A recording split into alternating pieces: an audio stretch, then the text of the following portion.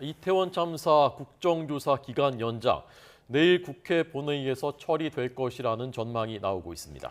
다만 증인 채택을 두고 아직 여야 입장 차이가 큰데요. 오늘 접점을 찾을지 주목되고 있습니다. 국회 취재기자 연결해 보겠습니다. 황윤태 기자.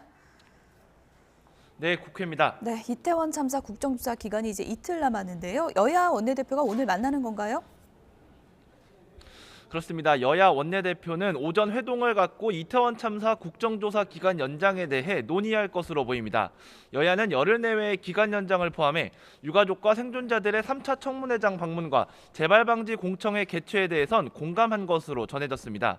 원내대표 간 합의가 이뤄진다면 국정조사 기간 종료를 하루 앞둔 내일 본회의를 열고 기간 연장 안건을 처리할 가능성이 높습니다.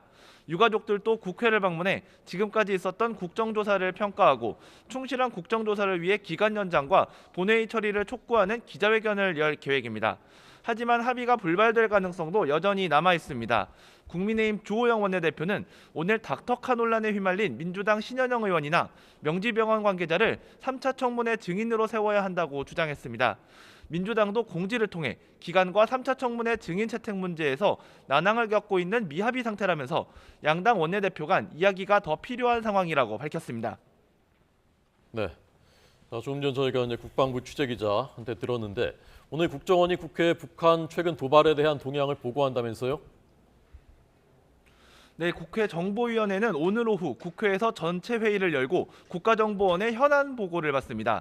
김규현 국정원장이 참석하는 이번 보고에서는 북한의 계속되는 탄도미사일 도발에 대한 분석과 7차 핵실험 준비 동향, 중국의 국내 비밀경찰서 운영 의혹 등이 보고될 것으로 보이는데요. 지난달 있었던 북한 무인기가 용산 대통령실 근처까지 접근했는지 여부에 대한 질의도 오갈 것으로 예상됩니다. 이런 가운데 민주당 국방위원회 위원들은 수도방위사령부와 과천일 방공여단을 방문해 현황 보고를 받습니다. 민주당은 국방위 전체회의를 열어 합참의 보고를 받고 방공레이더가 용산 대통령실로 배치됐는지 여부를 질의할 필요가 있다며 공세 수위를 높이고 있습니다. 지금까지 국회에서 전해드렸습니다.